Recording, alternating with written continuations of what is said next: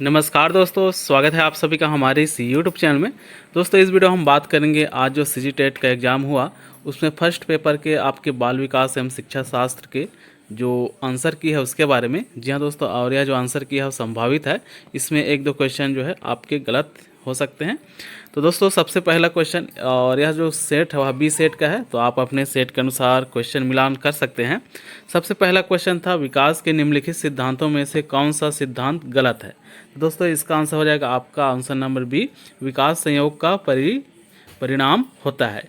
इसी प्रकार से क्वेश्चन नंबर दूसरा था, एक कार्य के दौरान मनीषा स्वयं से इस बारे में बात कर रही है कि वह किस प्रकार कार्य को आगे बढ़ा सकती है। भाषा विचार पर लेव वाइगस्की के अनुसार इस प्रकार का निजी भाषण किसका संकेत देता है। तो इसका आंसर हो जाएगा आपका स्व नियमन।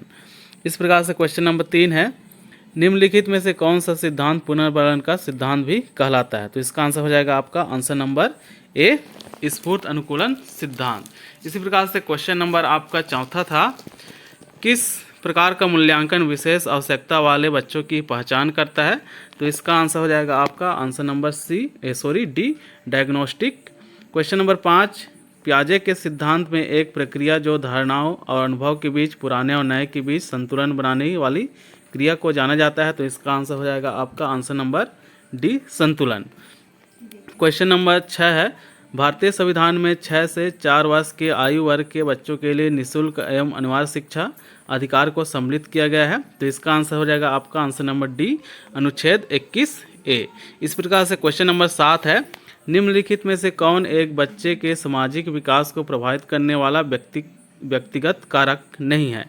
तो इसका आंसर हो जाएगा आपका आंसर नंबर ए, साथी समूह। इसी प्रकार से आपका क्वेश्चन नंबर 8वां है, लॉरेंस कोलबर्ग के अनुसार एक संपादित कार्य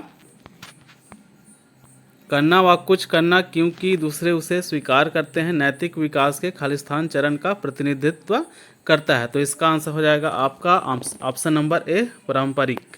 इसी प्रकार से क्वेश्चन नंबर 9, यह कहा जाता है कि विकास एक कभी ना समाप्त होने वाली प्रक्रिया है।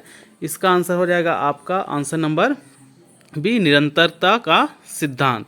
इसी प्रकार से क्वेश्चन नंबर 10 है, एनी सुलिवन जिन्होंने हेलेन केलर के ट्विटर के रूप में कार्य किया, किससे पीड़ित थी। तो इसका आंसर हो जाएगा आपका ऑप्शन नंबर डी, दृश्य हानि।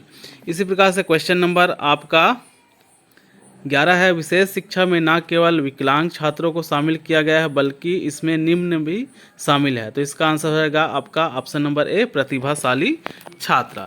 इसी प्रकार से क्वेश्चन नंबर 12 का आपका 12 का आंसर हो जाएगा विकास का अर्थ है।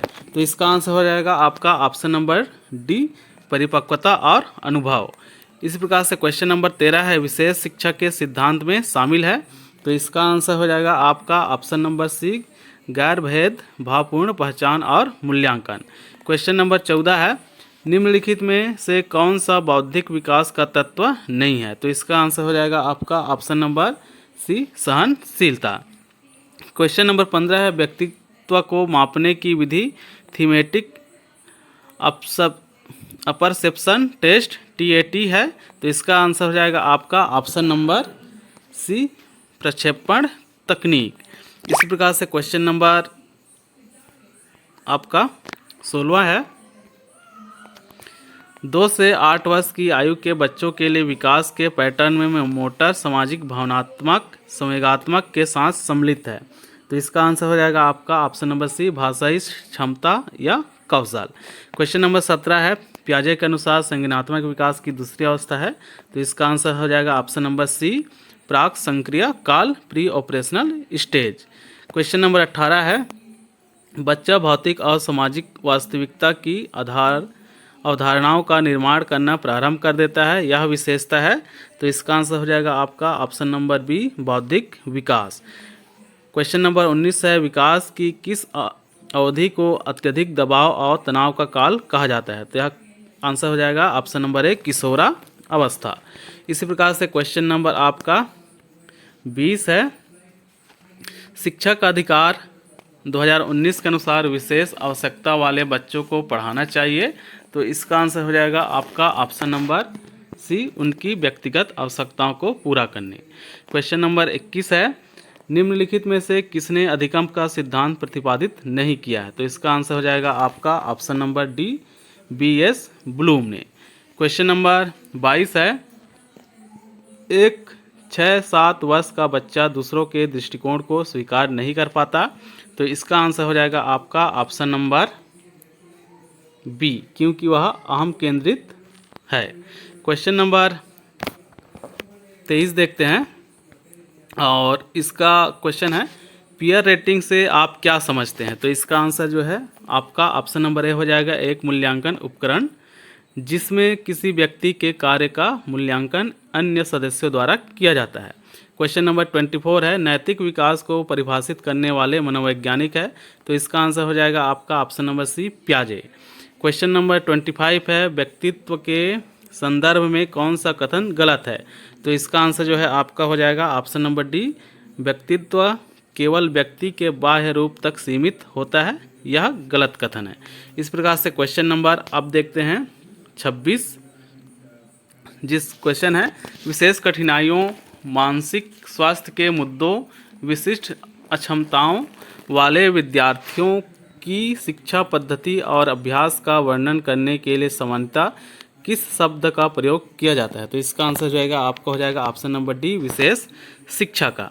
क्वेश्चन नंबर 27 है, मोटर विकास में व्यक्तिगत विभिन्नताएं होती है, फिर भी मोटर विकास का क्रम होता है। तो इसका आंसर हो जाएगा आपका ऑप्शन नंबर बी, सकल मोटर विकास। क्वेश्चन नंबर 28 है, स्मृति स्तर और समझ स्तर के शिक्षण मॉडल के सिंटेक्स में कौन सा चरण प्रमुख है? तो इसका आंसर हो जाएगा आपका ऑप्शन नंबर डी, प्रस्तुतिकरण। इसी प्रकार से क्वेश्चन नंबर आपका 29 है, दिव्या को 3 पेन दिखाए गए और वह अवलोकन करती है कि पेन ए पेन बी से लंबा है। तो इस वाले क्वेश्चन का आपका आंसर हो जाएगा ऑप्शन नंबर बी, संरक्षण। इसी प्रकार से क्वेश्चन नंबर 30 है, और CDP का लास्ट क्वेश्चन, विद्रोह की भावना की प्रवृत्ति निम्नलिखित में से किस अवस्था से संबंधित है? तो इसका आंसर जो है आपका हो जाएगा ऑप्शन नंबर सी, पूर्व किशोरा अवस्था। तो इस प्रकार दोस्तों CDP फर्स्ट पेपर में 30 नंबर के क्वेश्चन आए हुए थे, जिसका संभावित उत्तर जो है हमने इस वीडियो में बताया है। अगले वीडियो में हम हिंदी, अंग्रेजी, पर्यावरण और गणित के भी जो संभावित उत्तर है वह लाएंगे, साथ ही साथ सेकंड पेपर का भी आंसर आपके सामने लाएंगे। तो वीडियो को अधिक से अधिक शेयर करें और चैनल को सब्सक्राइब जरूर करें। धन्यवाद।